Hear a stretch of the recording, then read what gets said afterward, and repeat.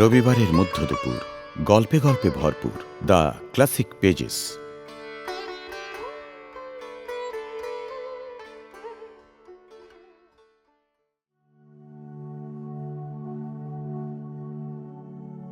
কে গেলি রে নারায়ণ?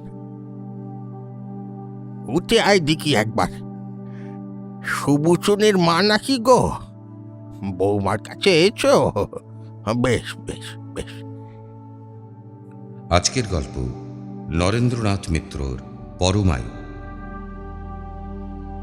ধূমপান ও মদ্যপান স্বাস্থ্যের পক্ষে ক্ষতিকর। Smoking and consumption of alcohol is injurious to health. শুনছেন নরেন্দ্রনাথ মিত্রের গল্প পরমায়ু।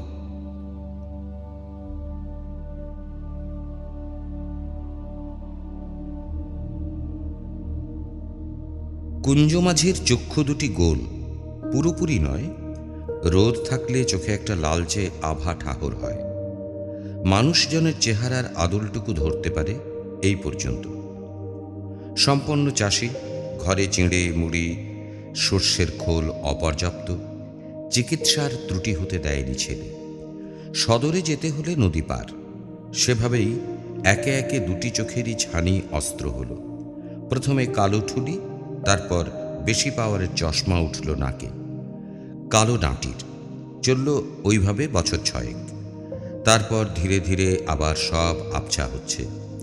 দিনের বেলাতেই যেন মনে হয় সাঁঝ নেমে গেছে। ভুরুর ওপর হাত দিয়ে মানুষ ঠাহর করতে করতে সে বলে, কই রে রানী বিমলি, গেলি কই? পিটিম দিলি না যে বড়? পিদিম দেব যে পাকপাকালির ডাক শুনতে পেয়েছো? বলি ও ঠাকুরদা। তা পাইনি কো। ডিমের মতো চুকচুকে হয়ে আসা মাথাটি নাড়তে নাড়তে কুঞ্জ বলে, রান্নাশালের পেছন দিক থেকে আরম্ভ হয়েছে তার 9 কাঠা 7 ছটাকের বাগান। সন্ধ্যের ছায়া নামলেই তার আম, জাম, জামরুল, পেয়ারা গাছ সব ঘর ফিরতি পাখিদের প্রচণ্ড কলরোল ঝমঝম করতে থাকে। তা সেও যেন আজকাল রূপনারায়ণ, কংসাবতী, মুণ্ডেশ্বরীর জল পার হয়ে তার তীব্রতা অনেকখানি হারিয়ে ফেলে তবে আসছে কুঞ্জমাঝির ভোঁ লাগা কানে। কান দুটি তার আগেভাগেই গেছে। মেয়ের ঘরের নাতি সুজন বেশ লেখাপড়া করেছে। সে বলে ইস্টন ডেফ। যে ডাক্তার ছানি অস্তর করেছিল সেই দেখল আবার। দেখে টেকে হাতের যন্ত্র নামিয়ে বলল, চোখের নার্ভ সব শুকিয়ে গেছে তোমার বাবার, জড়ায় বার্ধক্যে, বুঝলে কিছু? এগে তার কোনো চিকিৎসে বার হয়নি? পঞ্চাননের ভাবটা যেন চিকিৎসে বার হয়ে থাকলে সে তার বাপকে জেনিভা টেনিভা পাঠাবে। না, বার হয়নি। নার্ভগুলির পরমায়ু ফুরিয়ে গেছে। আর 95 তো পার করলো তোমার বাবা। অনেক তো দেখলো। দেখবে যে এখন আর দেখবার আছেটাই বা কি? যেদিকে তাকাও খালি দুঃখ, দুর্দশা, দুর্নীতি। দেখতে চাচ্ছে যে, বড্ডই দেখতে চাচ্ছে ডাক্তারবাবু। বুঝেন না কেন? হাত বুইলে বুইলে মুখের চামড়াগুলো আমার তুলে নিচ্ছে বুড়ো। পঞ্চা, পঞ্চা, তুই তুই পঞ্চাই তো রে নাকি? হ্যাঁ গো হ্যাঁ। তোমার সন্দেহ হচ্ছে কেন আজকাল? কানে শুনি নে বাবা। তো ছোড়াটা গলা ভারী করে আমার থেকে এসে টাকা পয়সা নিয়ে যায়। আজ 1 কুড়ি, কাল 2 কুড়ি। বলো কেন? তার মুখ বুলো। বলুই তো। আমার যে খাটা খোটা ফাটা বুড়োটে চামড়া, আর তারটা যে মিহিন, টের পাও না? তুই কত বড়টা হলি যে বুড়োটা চাম হবে? সুখ চাম এত 70-এর হোক।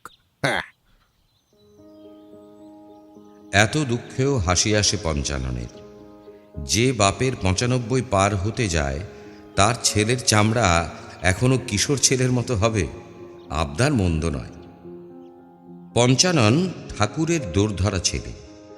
4টি পরপর নষ্ট হয়ে অনেক কষ্টের ওই একটি ছেলে কুঞ্জর।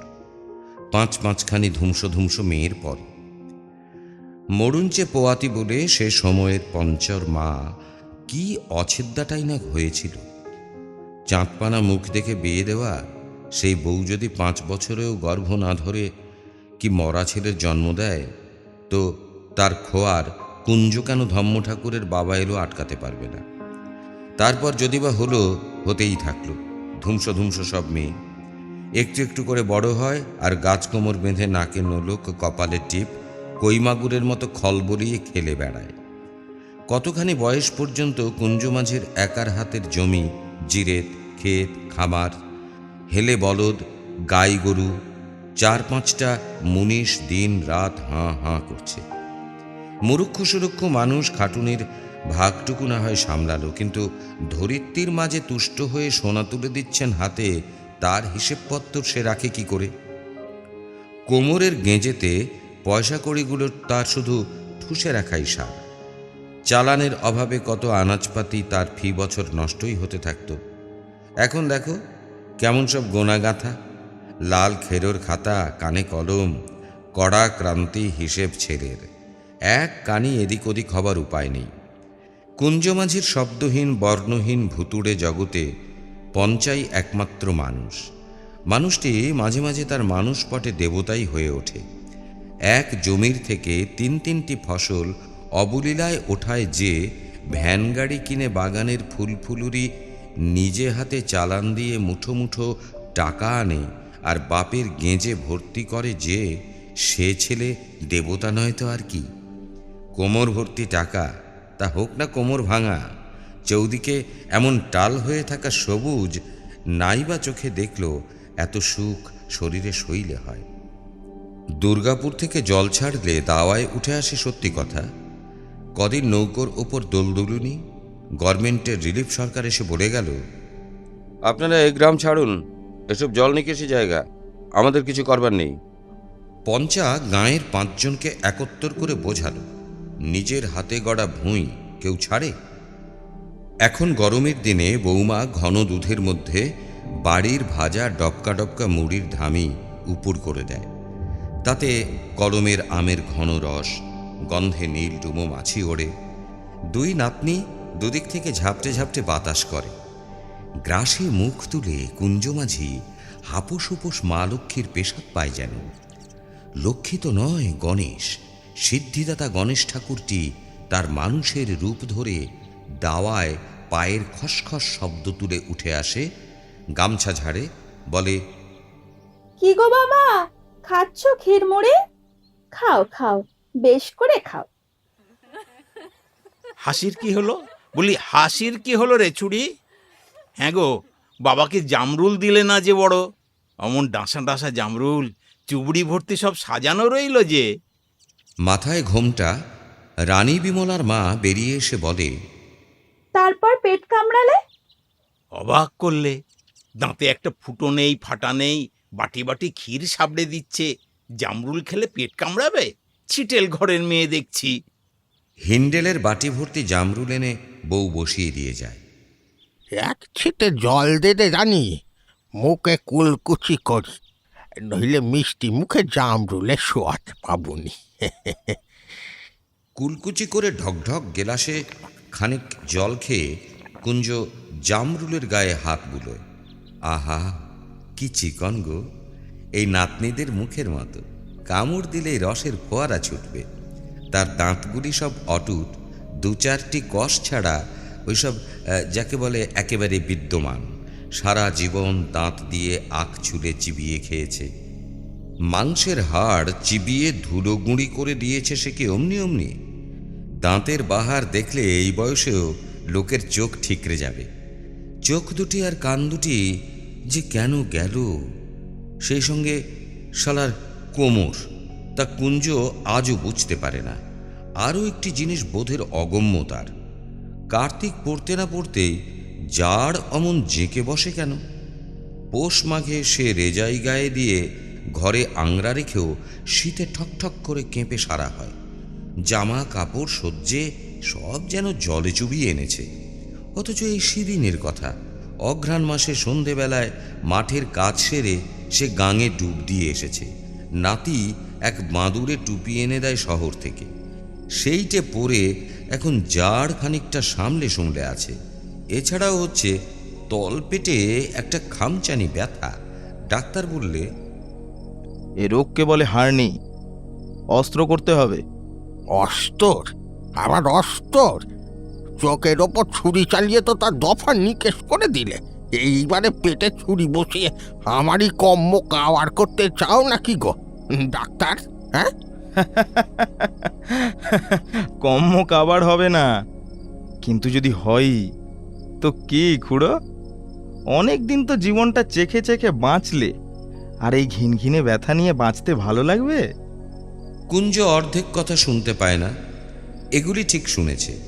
পঞ্চুকে হাতের ইশারায় কাছে ডাকে, বলে, বলছো আমাকে খবরদার টেবিলে তুলবিনি।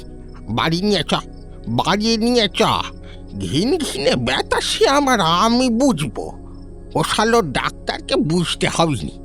খবরদার বলছি, আর টেবিলে তুলবিনি। জোর করে কে তোমাকে টেবিলে তুলছে? ডাক্তারের পরামর্শ মতো নিচ পেটে পরবার বেল্টও কিনে দিয়েছে পঞ্চু। ঘুমের সময় আর প্রাতকৃত্যের সময় ছাড়া পেট সাপটে থাকে। এই তো সবেরই সুসার আছে। শুধু শুধু ছুরি কাঁচি এসব কি? শরীর থাকলেই রোগ বালাই। তা যেমন রোগ তার তেমন ওষুধ। ঘাবড়ালে চলে? বুনো ওরের জন্যে চাই বাঘা তেঁতুল, নয় কি? দুপুরবেলা দুই নাতিন বেশ করে তেল ডলে দেয়। পিঠটা বড্ড রুখো হয়ে যাচ্ছে। কুঞ্জ পিঠে তেল থাবড়ে দেয় হাত বেঁকিয়ে। পঞ্চুর বউ রাঁধে ভালো, তাকে বলে, বলি ও বৌমা, পুঁই ডগা লাউ দিয়ে চিংড়ি মাছ অনেক দিন রাঁধো না তো? হ্যাঁ, বেশ চনকো চনকো চিংড়ি। চিংড়ি কই? পোকা মারার ওষুধে চিংড়ি হবার উপায় আছে? আর গুগলির ঝোল, হ্যাঁ, সেও তো অনেক দিনকে খাওয়া হয়নি। খেলে পরমাই বাড়ে, তা জানো? হ্যাঁ, জানো? রানী বিমলা হাসির বেগ সামলাতে পারে না। এ ওর গায়ে ঢলে পড়ে। রানী কানের কাছে মুখ নিয়ে গিয়ে বলে, কার পরমাই বাড়ার দরকার পড়লো গো ঠাকুরদা? কেন রে ছুঁড়ি? তোর বাপের, মায়ের, আমার, আবার কার? ওইটাই আসল কথা। তোমার পরমাইটাই আরও একটু নাম্বা করা দরকার। রানীর মা চোখ রাঙিয়ে তাকায়। তাদের বাবা ঠাকুরদার সঙ্গে এ ধরনের তামাশা পছন্দ করে না। বলে, জানিস আমি বাবার কত বয়সের ছেলা? ও তো আমারই ঠাকুরদার মতন। কুঞ্জ তেল টেল মেখে আবার বলে, আজকাল কি ছাতু আর হচ্ছে না বৌমা? পেঁয়াজ রসুন লঙ্কা দিয়ে বেশ করে একদিন ছাতু রাঁধো তো। সে তোমার সাউরি রাঁধত। এক থাবা ছাতু দিয়ে এক থালা ভাত উঠেছে তো। কদিন খাওয়া হয় না। একদিন একদিন রাঁধো বৌমা। রানীর মা বিরক্ত হয়ে সামনে থেকে সরে যায়। 3 কাল গিয়ে 1 কালে ঠেকেছে। কোথায় ধম্ম কথা কইবে তা না, পুঁই চিংড়ি গুগলির ঝোল ছাতু ঘোড়কলি একেই বলে। বুড়ো মানুষের মনেও ধম্ম নেই। বুঝো না কেন বউ? চোখ নাই কান নাই যার, তার পরাণের সবটুকু খানি যে জিবে এসে ঠেকেছে গো। এর সঙ্গে ধম্ম অধম্মর সম্পর্ক কি?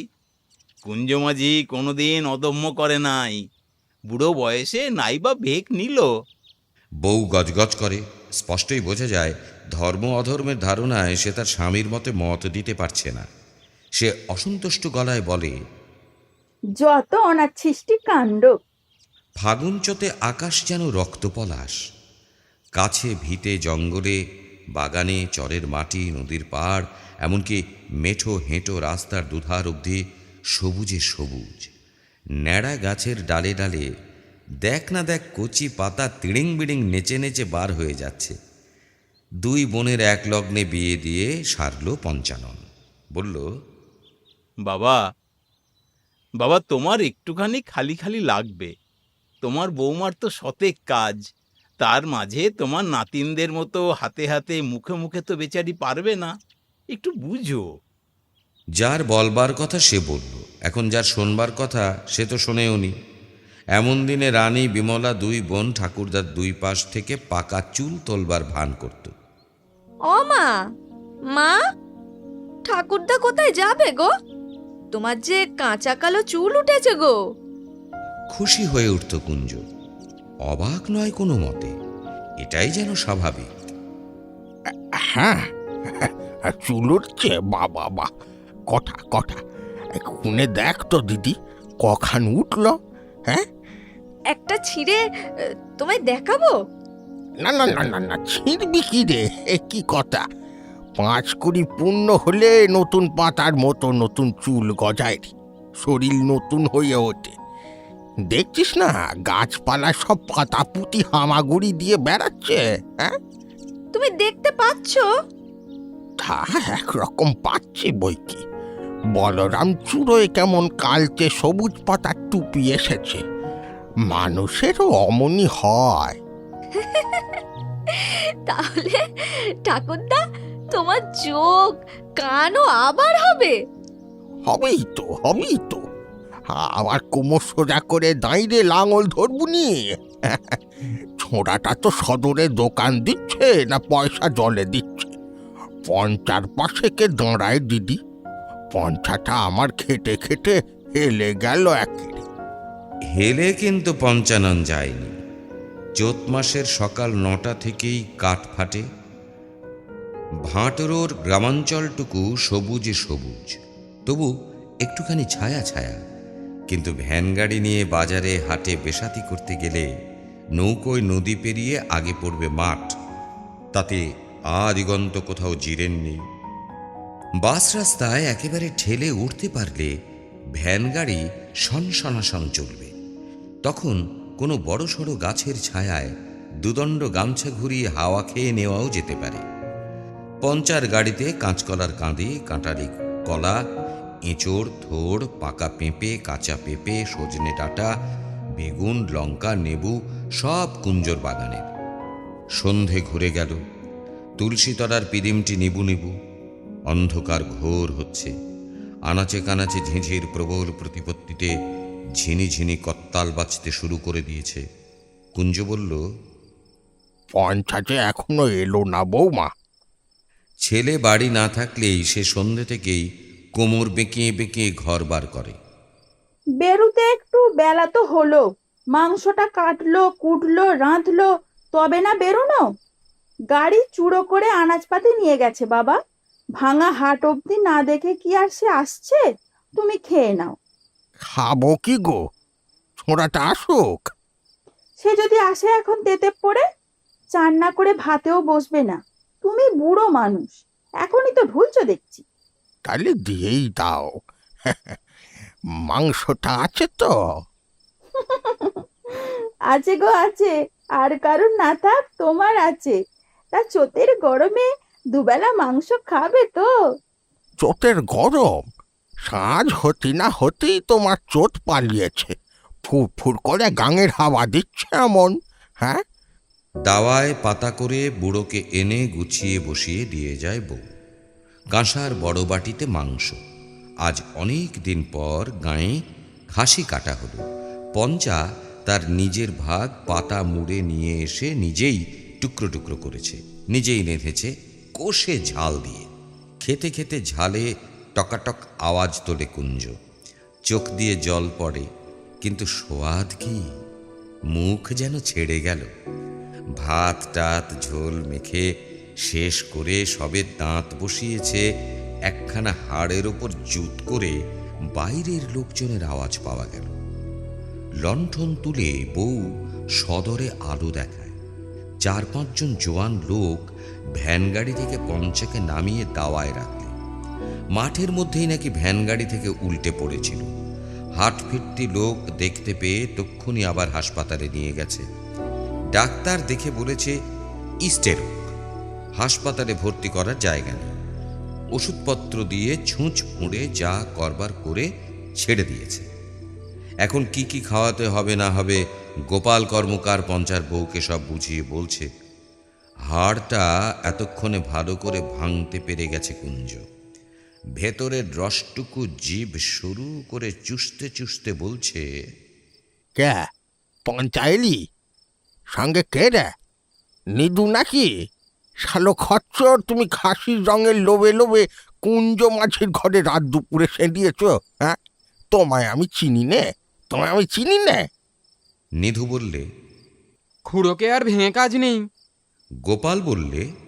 আরে রাখ রাখ, সেঞ্চুরি করতে যাচ্ছে এখন, আর হ্যান নেই ত্যান নেই, ছাড় তো। বল বুড়োকে হার ছেড়ে উঠুক। পঞ্চাদার অবস্থা একদম ভালো নয়, দেখলি না চোখের পাতা টেনে টর্চ মেরি ডাক্তার সেরে দিল। রাত কাটবে না রে, সুজন পরাণ সব খবর দে। ভোর রাতের দিকে পঞ্চানন অজ্ঞাত লোকে যাত্রা করল। বেচারির জ্ঞান আর ফিরে আসেনি। সরু মোটা গলার হাহাকারে গগন ফাটছে। কুঞ্জবুড়ো দুই হাঁটুর মধ্যে মাথা গুঁজে রয়েছে। সারাদিন একইভাবে পাড়া ভেঙে সান্ত্বনা দিতে এলো সব। মেয়েরা পড়েছে কুঞ্জর বউকে নিয়ে, বুড়োরা পড়েছে কুঞ্জকে নিয়ে। মাধব ঠাকুর পুরু তো বটে, জ্যোতিষীও বটে। বললে, মুখ তোলো কুঞ্জ, মুখ তোলো। কোমর সোজা করে তোমাকেই তো এখন দাঁড়াতে হবে গো। কুঞ্জ কোনো মতে দুই ঠ্যাঙের মধ্যবর্তী গহ্বর থেকে ডিমের মতো মাথাটি তুলে বলে, হাত পা আমার পাতা পাতা হয়ে যাচ্ছে ঠাকুর, বুকের মধ্যেটা ঘোর যন্ত্রণা, শরীরটার বসে নেই গো। আহা, অমন জল জ্যান্ত ছেলেটা ঠিক দুকুরে গেল, শরীর আর বসে থাকে কুঞ্জ। তবে ছেলে তোমার দুপুয়া দোষ পেয়েছে, এর একটা বিহিত করো, নইলে বাড়িতে আরো কটা অমঙ্গল অপঘাত কেউ আটকাতে পারবে না। বিকেল নাগাদ মরা পোড়ানিরা সব ফিরে এলো। মটর ডাল দাঁতে কেটে নিম ছুঁয়ে আগুন ছুঁয়ে যে যার মতো ঘরে গেল। পঞ্চুর ঘরে বাতি জ্বলছে, বউ মেঝে আঁকড়ে শুয়ে, মাথার কাছে মেয়ে দুটি কেঁদে কেঁদে ঘুমিয়ে পড়েছে। সুজন পরাণ দুই নাতি অনেক রাতে খুটখুট শব্দ পেয়ে ভূমিশয্যা ছেড়ে উঠে দাঁড়ালো। শোক তাপ শরীর, ঘুম তো সহজে আসে না, যদি বা আসে একটু আওয়াজেই খান খান হয়ে যায়। পরাণের ওপর আবার নতুন দায় দায়িত্বের দুর্ভাবনা। চাষবাসের বিশেষ কিছুই সে জানে না, তা বলে খুটখুট শব্দ এরই মধ্যে। চোর ডাকাত সব বোধহয় জেনে গেছে। এখন থাকার মধ্যে এক অথর্ব বৃদ্ধ, এক সন্তপ্ত বিধবা, আর এক উঠতি বয়সের অকাল কুষ্মাণ্ড যে নাকি বাপ পিতেমোর ধার ধারে না, অন্য ধারা নিতে গিয়েও খালি মার খাবে। কুঞ্জ মাঝির ভাষায় ছেঁয়া। দুজনে উঠে দাঁড়িয়ে পা টিপে টিপে ঘরের বাইরে আসে। লোহার ডান্ডা থাকে ঘরের কোণে, সেটাকে হাতে তুলে নেয় পরাণ। খুটখাট আওয়াজ আসছে দক্ষিণের দাওয়া থেকে। কুঞ্জর ঘরেই যতেক কাঁচা টাকা, নজর ওদিকেই হবে। দাওয়া ঘুরে পেছনে যেতেই দেখল চাঁদ চালের মতো বাতা ছুঁয়ে দাঁড়িয়ে আছে। দাওয়া ফর্সা। ঠাকুরদাদার ঘরের চৌকাঠে চোর হামাগুড়ি দিচ্ছে, তার বেঢপ ছায়া পড়েছে দাওয়ার ওপর। তবে রে, বিকট হাঁকড়ে উঠল সুজন। চোরের কানে শব্দ পৌঁছেছে ঠিক, কিন্তু যতটা জোর হাঁক ততটা জোরে নয়। হাত থেকে ঠক করে কি যেন দাওয়ায় পড়ে গেল। এ কি করছো গো ঠাকুরদা এই দুপুর রাতে? ফ্যাল ফেলে দৃষ্টি মাঝির দৃষ্টিহীন চোখে। ধরা পড়ার গলায় বলল, এই যে দাদা, এটা দুটো ঘোড়ার নাল, বেশ কালো কালো খয়াতে। ঠাকুর মশাই বলে গেল কি না, তোর বাপ দোষ পেয়েছে, দৃষ্টি পড়বে, তাই দৌড়ে নাল দুটো বাবলার আঠা দিয়ে সেঁটে দিচ্ছিল একেবারে। হ্যাঁ। শুনলেন নরেন্দ্রনাথ মিত্রের পরমায়ু। গল্পটি ভালো লাগলে লাইক, সাবস্ক্রাইব ও শেয়ার করতে ভুলবেন না।